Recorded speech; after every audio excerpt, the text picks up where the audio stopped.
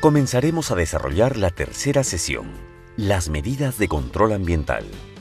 Los objetivos de la sesión son: identificar los diferentes tipos de ventilación, maximizar la ventilación natural, describir la ventilación mecánica, conocer los usos de la luz ultravioleta.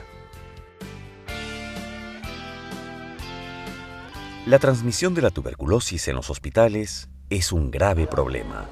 Como sabemos, en la mayoría de los hospitales del país acuden diariamente muchas personas aquejadas de este mal.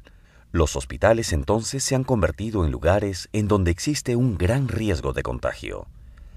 Esto ha llevado a que el Ministerio de Salud considere que la tuberculosis es un gran problema de salud pública y utilice todas las estrategias posibles para controlarla.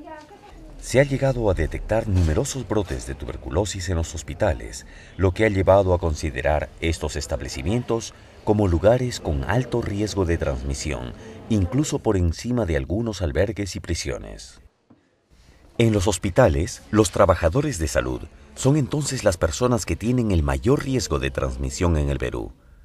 Por ejemplo, se ha determinado que en el Hospital Daniel Alcides Carrión del Callao, el riesgo de infección por tuberculosis es de 17% anual entre los internos y residentes, cuando las cifras más conservadoras refieren que el riesgo de infección de la población en el Perú es de aproximadamente 3%. ¿Cómo cree que se transmite la tuberculosis en la emergencia de su hospital? ¿De qué depende la transmisión de la tuberculosis en su hospital?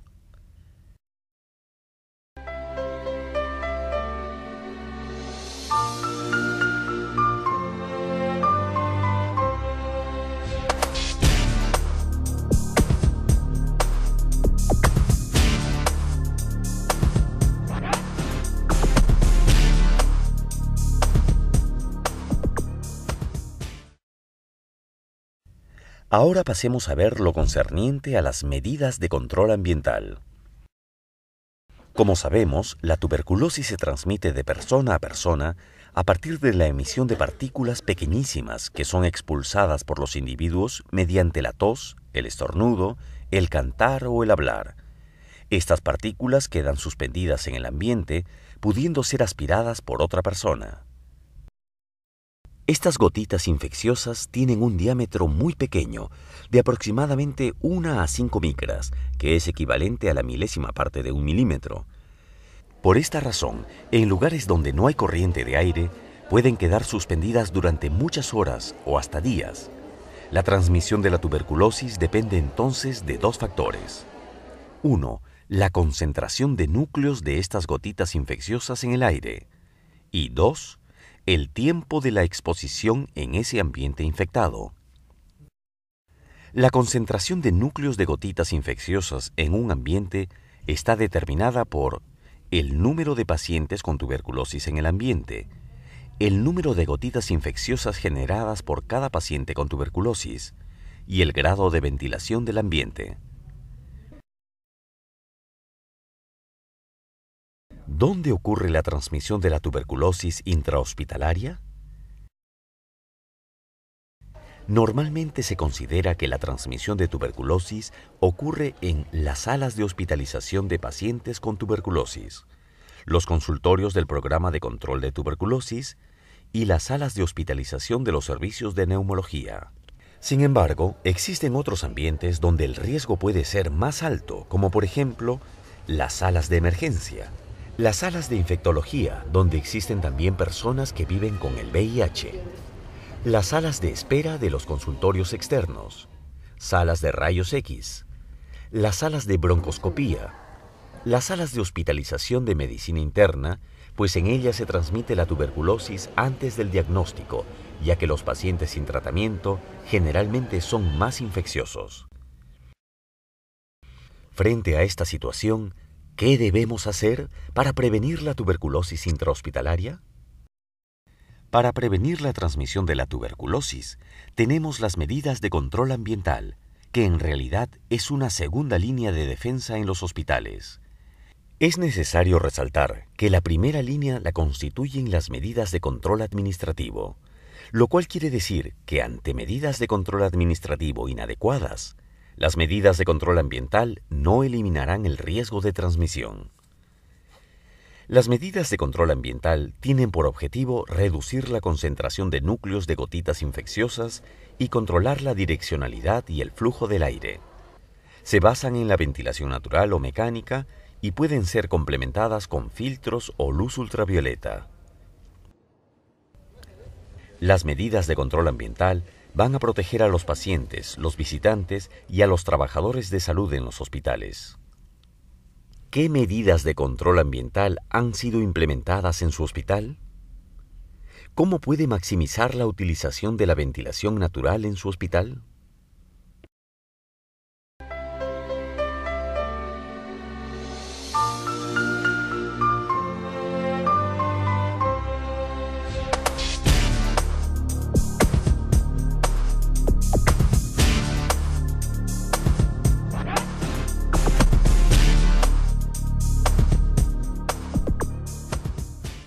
La ventilación es el proceso por el cual se logra el suministro de aire fresco no contaminado hacia el interior de una habitación.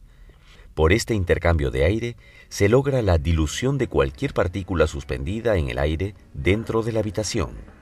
En países de escasos recursos como el nuestro, la prevención de la transmisión de la tuberculosis necesita medidas de control ambiental sencillas que pueden ser viables como lo es la ventilación natural.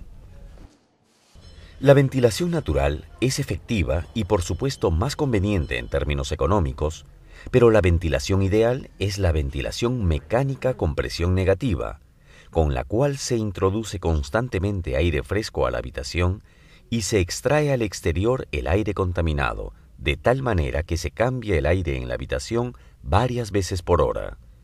Con la presión negativa, relativa al exterior, el aire ingresa a la habitación desde el corredor, manteniéndose éste libre de contaminación, y se extrae directamente hacia afuera. El equipamiento de tales habitaciones puede ser sumamente costoso y el equipo necesario requiere mantenimiento continuo.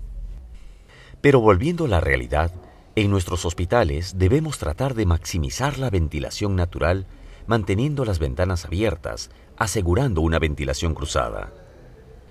Es fácil comprobar los flujos de aire usando una sencilla prueba de humo. La ventilación natural puede proporcionar los recambios de aire necesarios. Otra estrategia para maximizar la ventilación natural es la remodelación de las habitaciones mediante una adecuada ubicación de las puertas y ventanas. Muchos pabellones de internamiento en nuestros hospitales, sobre todo los de construcción más antigua, tienen un potencial espacio, pero con un limitado ingreso de aire. Debemos maximizar el espacio buscando que las puertas y ventanas se encuentren en una situación opuesta para que pueda circular adecuadamente el aire y se realicen los recambios necesarios. Continuando con la maximización de la ventilación natural, es necesario ubicar las zonas con riesgo de transmisión de tuberculosis alejadas de los demás pabellones del hospital y orientadas hacia el aire que viene desde afuera. Siguiendo con la maximización de la ventilación natural, podemos realizar también algunos cambios estratégicos en la reubicación de salas en donde existe gran cantidad de personas y poca ventilación, como por ejemplo, en este esquema, en donde se aprecia que la zona de espera de los consultorios externos está ubicada dentro de un área con poca ventilación y poca exposición a la circulación del aire. En este segundo esquema apreciamos que tan solo pasando la sala de espera al aire libre, podemos reducir significativamente la posibilidad de riesgo de transmisión de la tuberculosis.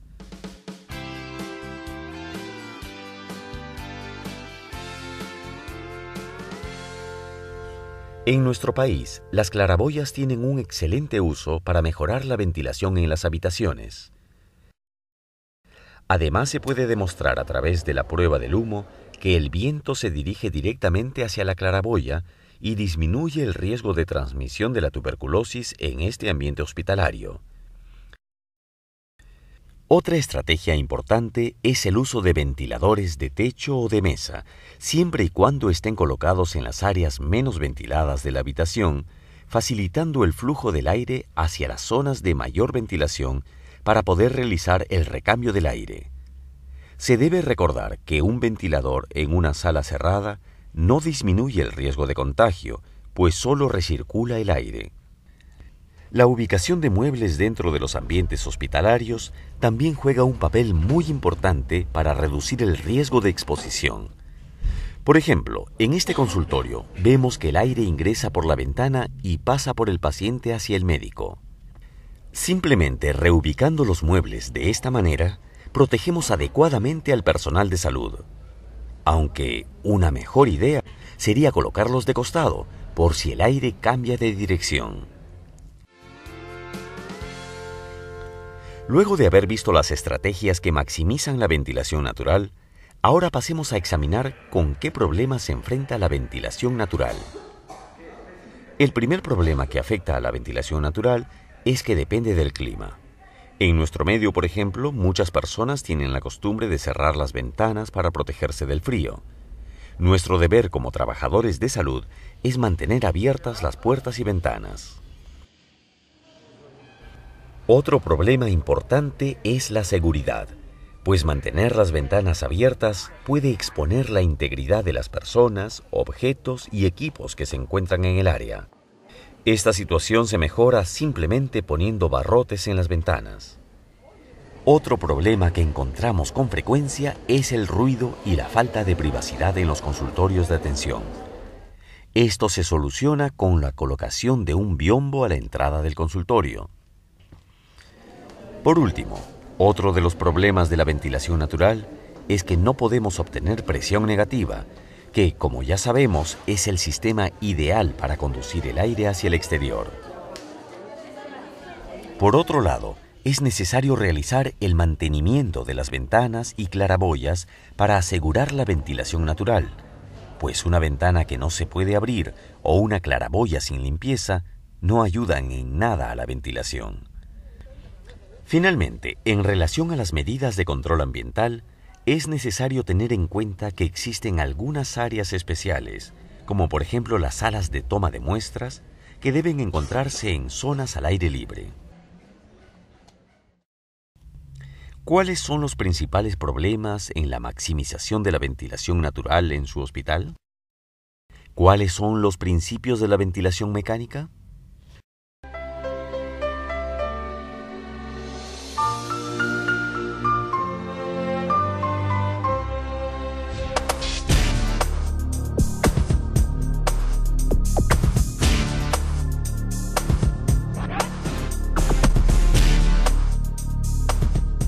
Otro tipo de ventilación es la ventilación mecánica.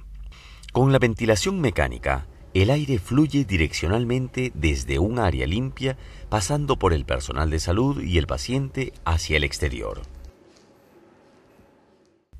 Es importante verificar que los equipos utilizados para hacer ingresar y extraer el aire tengan la potencia y el mantenimiento necesarios. Es de vital importancia monitorear constantemente este tipo de ventilación, porque una falla en el sistema podría convertir la presión negativa en una peligrosa presión positiva. Por ejemplo, en esta habitación, vemos cómo el humo no sale al exterior debido a la presión negativa dentro de ella. Si tapamos el extractor de aire mientras el inyector sigue funcionando, el humo sale de la habitación, pues ahora la sala tiene presión positiva. La verificación de la ventilación mecánica normalmente es realizada por técnicos con equipos especializados. Sin embargo, es muy fácil averiguar si el sistema está funcionando bien con pruebas sencillas que pueden hacer los mismos trabajadores de salud en estos ambientes. En algunos climas o en ciertas áreas de alto riesgo, tal vez no sea factible el uso de ventilación natural ni mecánica. En estos casos, la radiación ultravioleta germicida puede convertirse en una opción menos costosa a medidas ambientales que requieran alteraciones estructurales en el establecimiento. Varios estudios han demostrado que el Mycobacterium tuberculosis muere si los microorganismos están expuestos suficientemente a la luz ultravioleta. Hay dos tipos de lámparas de luz ultravioleta: las que tienen los focos expuestos, que se usan solo cuando los ambientes están desocupados, y las lámparas en donde no se ven directamente los focos, que se colocan en la parte superior de las salas y se pueden mantener encendidas las 24 horas sin hacer daño a nadie. Es necesario vigilar las reacciones adversas en la piel o en los ojos del personal de salud y los pacientes ante una eventual sobreexposición. Es importante también conocer que el límite ocupacional de exposición a la luz ultravioleta es de 6 microyules por centímetro cuadrado en un lapso de 8 horas. Podemos medir la intensidad de la luz para asegurar que los niveles de intensidad tengan los límites permitibles. Si se utiliza radiación ultravioleta germicida, se deben tomar en cuenta las normas e instrucciones del fabricante en lo referente a su uso, instalación y constante mantenimiento. Una última medida de control ambiental es el uso de filtros EPA. Esta puede ser una buena opción para ambientes pequeños, pero como todo sistema artificial, requiere por supuesto un mantenimiento y reemplazo permanente. ¿Cuáles son los principales problemas de la ventilación mecánica? ¿En qué situación usted emplearía la luz ultravioleta en lugar de usar la ventilación natural o la ventilación mecánica en su hospital?